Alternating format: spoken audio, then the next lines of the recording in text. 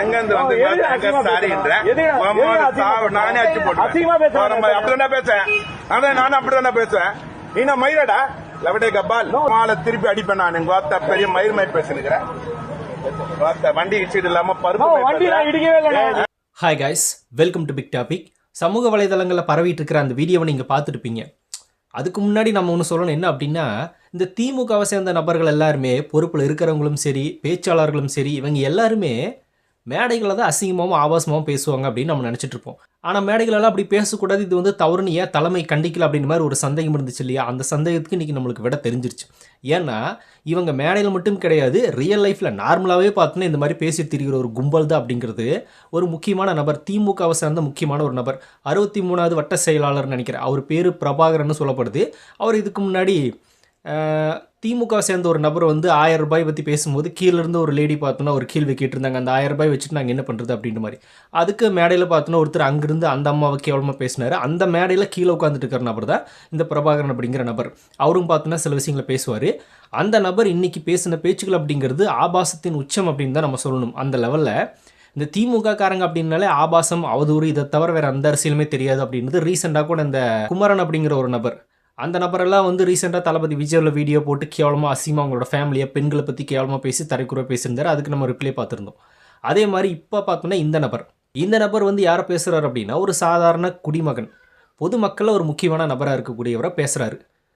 அவர் அவங்களுக்கு கூட வாக்கு செலுத்தியிருக்கலாம், அந்த திமுக கூட வாக்கு செலுத்தியிருக்கலாம். அப்படிப்பட்ட அவரோட குடிமகனை எந்த அளவுக்கு ஆபாசமும் அசிங்கமாகவும் பேசுகிறார் அப்படிங்கிறது சமூக வலைதளங்களை பரவிட்டு இருக்கும்போது நீங்கள் பார்த்துருக்க முடியும். இதுலேருந்தே நம்ம தெரிஞ்சுக்கலாம், திமுக காரங்க மேடையில் ஏறினா மட்டும் கிடையாது, அவங்க வாழ்கிறதே இப்படி தான். அவங்க வாழ்கிறதே பார்த்தோன்னா இந்த மாதிரி ஆபாசான வார்த்தைகளை பேசிட்டு தான் வந்து வாழ்ந்துட்டுருக்காங்க அப்படின்றதுக்கு இந்த மாதிரியான சில முக்கியமான நபர்களை நம்ம பார்க்கலாம். இதுதான் லவடி கபால் அப்படின்றார். இங்கே இந்த சிவாஜி கிருஷ்ணமூர்த்தி அப்படின்னு ஒரு தற்கொலை பார்த்தோன்னா அங்கங்கே இந்த வார்த்தை யூஸ் பண்ணிட்டு இருப்பாப்புல, அதை எடுத்து மீம் கன்னடா கூட யூஸ் பண்ணுவாங்க. அந்த நபர் பேசக்கூடிய ஒரு வார்த்தையை பார்த்தோன்னா இவர் எடுத்து பேசுகிறாரு. திமுக நிலை ஆபாசத்து தாண்டா பேர் போனவங்க அப்படின்ற மாதிரி இந்த இடத்துல சிவாஜி கிருஷ்ணமூர்த்தி உள்ள இழுத்துட்டு நான் அப்படிதான் அப்படின்னு ஒரு பேர் காட்டுறாரு இந்த பிரபாகரன். யாரோட பேரை பார்த்தோன்னா எந்த தற்கொலைக்கு வச்சுருக்காங்க பாருங்களேன், ஒரு புரட்சியாளரோட பேரை வந்து இவருக்கு வச்சுருக்காங்க. இந்த பேரை வைக்கிற கூட பார்த்தோன்னா வந்து எப்படி இந்த நபரை பேரை வச்சு நம்ம கூப்பிட்றது, அவங்க வச்சுட்டாங்க, நம்ம கூப்பிட முடியுமான்னு? அந்தளவுக்கு ஒரு கேவலமான நபர். பேர் பார்த்தோன்னா புரட்சியாளரோட பேர், ஆனால் வாயில் வரதில்ல ஆபாச அரசியல், ஆபாச பேச்சுகள். இதுதான் சரி. மேட்ரு என்ன அப்படின்னா, நீங்கள் வீடியோவில் பார்த்துருப்பீங்களா, அந்த ஒரு நபர் வந்து நின்றுட்டுருக்கிற இவங்களோட கார் மேலே வந்து வண்டி இடிக்க வந்திருக்காரு. கண்ட்ரோல் இல்லாமல் போயிருக்கலாம், வேறு ஏதோ நடந்திருக்கலாம். இடிக்க போயிருக்காரு, ஆனால் இடிக்கல, ஸ்டாப் பண்ணிட்டாருன்றது அவரே சொல்கிறாரு. நீங்கள் வேணால் பாருங்கள், இடிச்சுருந்தா நான் கேள்வி கேளுங்க, என்ன வேணால் சொல்லுங்கள். இடிக்கவே இல்லை, நான் நிறுத்திட்டேன். ஆனால் உங்களுடைய ஆதரவாளர் எங்களை பார்த்தோன்னா எந்த அளவுக்கு திட்டுறாரு, அடிச்சிருக்காரு. இந்த பிரபாகரன் அப்படிங்கிற நபரோட ஆதரவாளரோட கார் மேலே தான் பார்த்தோன்னா இவர் மோதிருக்காரு. அதை பார்த்துட்டு இந்த மாதிரி என் வண்டியிலே மோத வர்றையா அப்படின்னு மோத கூட இல்லை, நிறுத்திட்டாராம்மா. அதுக்கு கேள்வி கேட்டதோட மட்டும் இல்லாமல் அசிங்கமாக அவங்க தாயாரை பற்றி, அவரை பற்றி அசிங்கமாக பேசுனதோட மட்டும் இல்லாமல் அவரை போட்டு அடி நடிச்சிருக்காரு. அதை அந்த நபரே சொல்கிறார். எவ்வளோ அடி அடிச்சிட்டாரு பாருங்கண்ணா.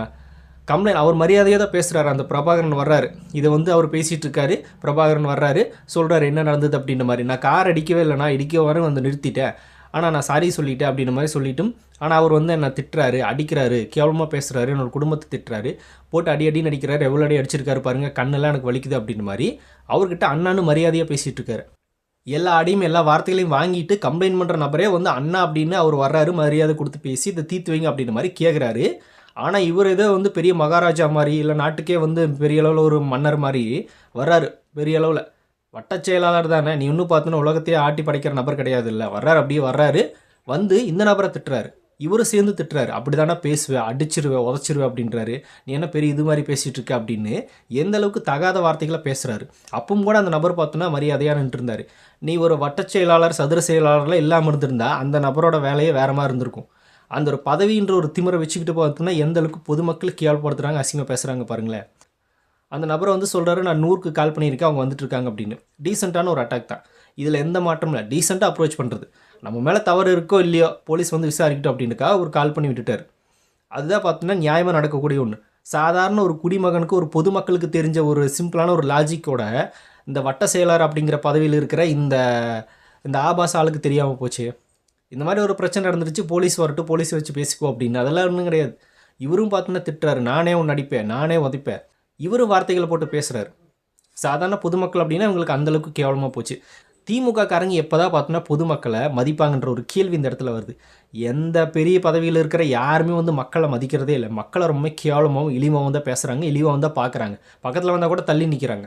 ஸ்டாலின் அவர்களுக்கே வந்து ஒருத்தர் சால்வை போட்டு போனார், அதை பிடிங்கி வச்சுட்டாங்க. அவரோட காலை விழுறாரு, தொடக்கூட நிற்காம பார்த்தோன்னா அப்படியே ஸ்டன்னாகி நின்றுட்டு அவரை பவுன்சர்ஸ் இழுத்து வீசுறாங்க. அவர் பாட்டுக்கு நடந்து போகிறாரு. இந்த லெவலில் பொதுமக்களை மதிக்கிறதுக்கு ஃபஸ்ட்டு திமுகவுக்கு தெரியுமானா தெரியவே தெரியாது. இந்த மாதிரியான நபர்கள் இருக்கிற வரைக்கும் திமுக இல்லை, விஜய் அவர்கள் மாதிரி எத்தனை பேர் வந்தாலும் இல்லை, திமுக பார்த்தோன்னா தூக்கி போட்டு போயிட்டே இருக்கலாம். அதில் மாற்றமே இல்லை. அந்த லெவலில் இருக்குது உங்களோட அரசியலை விட்டுருங்க. நார்மலாகவே ஒரு லைஃப். இப்போது ஒரு நபருக்கும் இன்னொரு நபருக்கும் பிரச்சனை அப்படின்னா அதை ஒரு பொறுப்பில் ஒரு நபர் வர்றாரு, அந்த பதவியில் இருக்கிற ஒரு நபர் ஏதோ ஒன்று அவர் ஒரு போஸ்டிங்கில் இருக்கார். அந்த போஸ்டிங் இருக்கிறக்கிட்ட ஒரு கம்ப்ளைண்ட் போச்சு அப்படின்னா அவர் என்ன பண்ணணும் அப்படின்னா 2 பேரையும் கூப்பிட்டு வச்சு 2 பேருக்கும் அட்வைஸ் பண்ணி 2 பேர் சைடு யார் தப்பு இருந்தாலும் அந்த தப்புக்கு சரி பண்ணிட்டு 2 பேரும் சமரசமாக போயிருங்க அப்படின்னு சமாதானப்படுத்தி அனுப்புவவங்களாம் நம்ம பார்த்துருப்போம். அதுதான் பார்த்தோன்னா போஸ்டிங்கில் இருக்கிறதுக்கு ஒரு மரியாதை. அதுதான் பார்த்தோன்னா போஸ்டிங்கில் இருக்கிறதுக்கு நம்ம கொடுக்கக்கூடிய ஒரு மாண்பு மரியாதையும் கூட அவங்களுக்கு உண்டான மாண்பும் அதுதான். ஆனால் அது எதுவுமே இல்லாமல் நான் போஸ்டிங்கில் இருக்கேன், நான் திமுகவில் இருக்கேன் அப்படின்றக்காகவே எந்த அளவுக்கு திமிர்த்தனமாக பேசிகிட்டு இருக்காரு இந்த நபர். இப்போ அந்த நபர் வந்து டென்ஷனாகி பேசுகிற அளவுக்கு பார்த்தோன்னா எதுவுமே கேட்கவே இல்லையா. அவர் சாதாரணமாக தான் பேசினார். பாருங்கள் எந்த அடைய அடிச்சிருக்காரு, பாருங்கள் எந்த அளவுக்கு திட்டுறாரு, நான் வண்டி இடிக்க கூட இல்லைனா அப்படின்ற மாதிரி எந்த அளவுக்கு சாஃப்டாக அவர் பேசினார். இவர் வந்து அந்த நபருங்கன்னா திட்டிருந்தா, வால்பார் எப்படி என்ன திட்டா, என்ன அடிச்சிட்டான், நீ என்ன அவ்வளோ பெரிய ஆளா அப்படின்னு மாதிரி இந்த நபர் ஏதாவது எதிர்த்து பேசியோ இல்லை கேள்வி கேட்டோ இவரை திட்டிருந்தார் அப்படின்னா இந்த நபர் அப்படி ஆபாசமாக பேசுறதுக்கு சரி பேசிட்டு போகிறாங்க, 2 பேருக்கும் வாக்குவாதத்தில் புரிஞ்சிச்சு அப்படின்னு விட்டுறலாம். எந்த அளவுக்கு மரியாதை கொடுத்து பேசிகிட்டு இருக்காரோ அந்த நபர்கிட்டே ஒரு அபாசமாகவும் அசிங்கமாகவும் பேசுகிறாரு அப்படின்னா இவங்களோட மனநிலைமை என்ன, அந்த மூளைப்பட்டது எப்படி சிந்திக்குது. நம்ம என்ன வேணால் பேசலாம், நம்மளை யாரும் கேட்க முடியாது, நம்ம பார்த்தோன்னா திமுக அப்படின்ற ஒரு கட்சியில் இருக்கோம், நம்ம ஒரு பொறுப்பில் இருக்கோம், நம்மளால் யாரும் எதுவும் பண்ண முடியாது அப்படின்ற ஒரு அதிகார திமிர்னு சொல்லுவாங்களே, அந்த திமிரில் இருக்கிற நபரில் பார்த்தோன்னா இந்த மாதிரியான பேச்சுக்கள் தான் பேசுவாங்க. அதில் மாற்றமே இல்லை. இவங்கெல்லாம் வந்து மக்களுக்கு பாதுகாப்பெல்லாம் கொடுக்கவே மாட்டாங்க, அதுக்கு வாய்ப்பே இல்லை. இது வந்து சாதாரண ஒரு பிரச்சனை. இது யாருமே பார்த்தோன்னா பெரிய அளவில் பெருசுப்படுத்த வேண்டிய அவசியமே கிடையாது. யாருமே வந்து நின்றுருக்கிற ஒரு வண்டியில் வேணும்னே வந்து காரை விட மாட்டாங்க, வண்டி விட மாட்டாங்க. தெரியாமல் தவறுதலாக எதுவும் ஒன்று நடந்துடும். இது விபத்து. ஏன்னா ஏகப்பட்ட வண்டிகள் போகுது, சின்ன ரோடாக தான் இருக்கும், அதில் பார்த்தோன்னா ஆயிரக்கணக்கான வாகனங்கள் போகுது. இந்த மாதிரியான விபத்துகள் அப்பப்போ நடக்குது. அது தெரியாமல் தான் நடக்கும். தெரிஞ்செல்லாம் யாருமே பார்த்தோன்னா வேணும்னே விட மாட்டாங்க. இந்த மாதிரியான திமுக நபர்கள் வேணால் விடுவாங்க. ஏன்னா இவங்க கையில் பதவி இருக்குது, என்ன வேணால் பண்ணலாம் அப்படின்னு திமிரில் இவங்க கூட பண்ணுவாங்க. சாதாரண பொதுமக்களெல்லாம் யாரும் பண்ண மாட்டாங்க. அப்படி நடந்துருச்சு ஒரு விபத்து, அதுவும் காரில் டச் கூட ஆகலை, நான் நிறுத்திட்டேன் அப்படின்னு அவர் அந்தளவுக்கு மரியாதை சொல்லியுமே இவங்களோட நிலைப்பாடு எப்படி இருக்குன்னு பாருங்கள். இதுதான் பார்த்தோன்னா திமுக. இப்போ இந்த வீடியோ எடுத்து மொத்த தாவேக்கா தொண்டர்கள் இல்லை எதிர்க்கட்சி சேர்ந்த நபர்கள் எல்லாருமே பரப்ப ஆரம்பிச்சிட்டாங்க. திமுகவோட லட்சணத்தை பாருங்கள், பொதுமக்கள் எப்படி ட்ரீட் பண்ணுறாங்க அப்படின்னு. அதுக்கப்புறமா அங்கே என்ன நடந்துச்சு ஏதாச்சுன்றதே நம்மளுக்கு தெரியல. அந்த மாதிரி ஒரு சம்பவம் நடந்திருக்கு. பொதுமக்களுக்கு இவங்க கொடுக்குற மரியாதை இந்த லட்சணத்தை தான் இருக்குது. இதெல்லாம் தெரிஞ்சுட்டு தான் நம்ம விசிகா கூட்டணியில் இருக்கிற நண்பர் ஒருத்தர் வந்து அவங்க ஒரு போராட்டம் நடத்திட்டு இருந்தாங்க. போராட்டமாக ஏதோ ஒரு கண்டன ஆர்ப்பாட்டமாக எதுன்னு தெரில. அங்கே விசிகாவில் இருக்கிற தொண்டர்கள் எல்லாமே நின்றுருக்காங்க. அங்கே ஒருத்தர் பேசுகிறாரு. அது பார்த்து தான் படிச்சுட்டு இருந்தார். அவர் என்ன ஞாபகத்தில் பார்த்தோன்னா திடீர்னு வந்து கண்டிக்கின்றோம் ஸ்டாலின் அரசை கண்டிக்கின்றோம் அப்படின்னு பேசினாருன்றது தெரியல.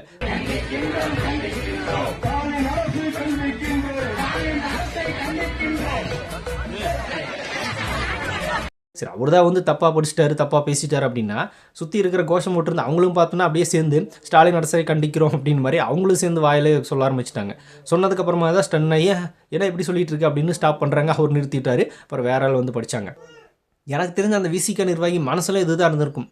நம்மளை திமுக எங்கே மதிக்கிறாங்க, கண்டுக்கிறதே இல்லை, ஆட்சி பார்த்தோன்னு எப்படி நடத்திட்டு இருக்காங்க அப்படின்றதால அவங்களுக்கு தெரிஞ்சிருக்கும். இந்த மாதிரியான நபர்களை வச்சுட்டு ஆபாச பேசு தாக்குதல் நடத்துகிற நபர்களெல்லாம் வச்சுட்டு பார்த்தோன்னா ஆட்சி நடத்தினா என்ன சொல்லுவாங்க, கூட்டணி கட்சிகளே வந்து கண்டிக்கின்றோம் ஸ்டாலின் அரசை கண்டிக்கின்றோம் தான் பேசுவாங்க.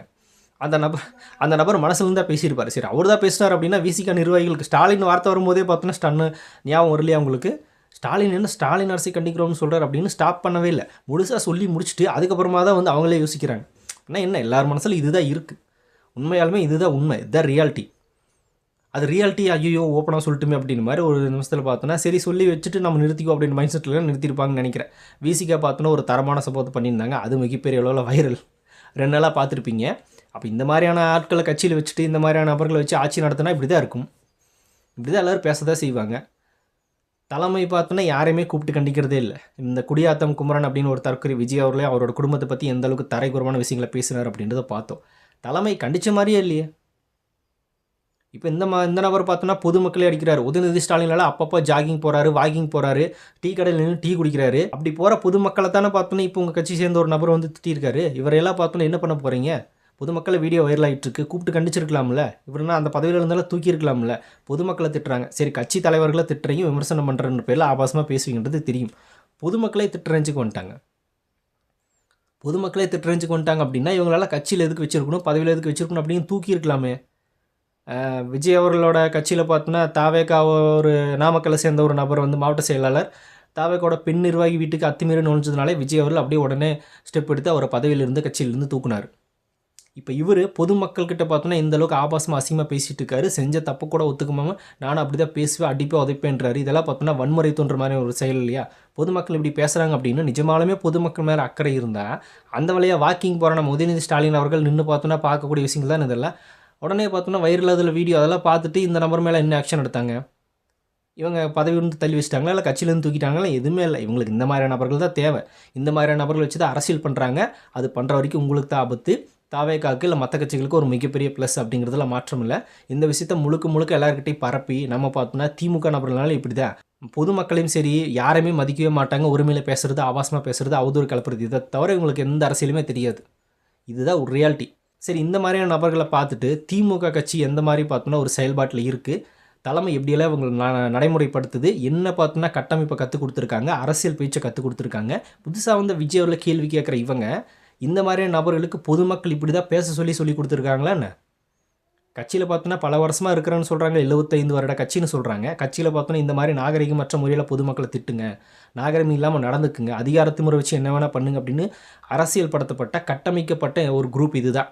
இந்த குரூப் தான் பார்த்தோன்னா அரசியல் படுத்தப்பட்ட ஒரு குரூப் அப்படின்றத கொஞ்சம் கூட வெக்கமே இல்லாமல் பார்த்தோன்னா சோசியல் மீடியாஸில் உட்காந்துட்டு பேசுகிற இந்த திமுக ஓபிகள், இந்த முதலமைச்சர் ஸ்டாலின், உதயநிதி ஸ்டாலினுக்கெல்லாம் பார்த்தோன்னா கொஞ்சம் கூட நாக்கு கோசவே இல்லையா அப்படின்னு தான் நம்மளோட கேள்வி இந்த இடத்துல. இந்த ஷர்மிளா, இந்த அண்டாவாயின் செந்தில் இவங்களெல்லாம் பார்த்தோன்னா இதை பற்றிலாம் பேசுங்களேன். இதை தாவேக்க சேர்ந்த நபர் யாராவது பேசியிருந்தாங்க அப்படின்னா உடனே விட்டுருப்பாங்களா?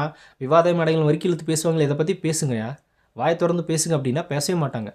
ஏன்னா பீரா போட்டுக்கிட்டு உட்காந்துருப்பாங்க, அந்த இடத்துல கஞ்சி எடுத்துட்டு உட்காந்துருப்பாங்க. அப்படி இருக்கும்போது எப்படி பேசுவாங்க? அப்படி தான் இருப்பாங்க. இதுதான் பார்த்தோன்னா இவங்களோட அரசியல் படுத்தப்பட்ட கட்டமைப்பட்ட கூட்டம். இதை தவிர வேறு இன்னும் சொல்லுதுன்னு தெரியல. முடிஞ்சால் அவங்களோட கமெண்ட்டில் சொல்லிட்டு போங்க. அப்படியே பிக் டாபிக் சேனல் யாராவது சப்ஸ்கிரைப் பண்ணாமல் இருந்தால் மறக்காமல் சப்ஸ்கிரைப் பண்ணிக்கோங்க. நிறைய big topics, political news, trending news, cinema bits அப்படி நிறைய நம்ம சேனலில் தொடர்ந்து வரப்போகுது.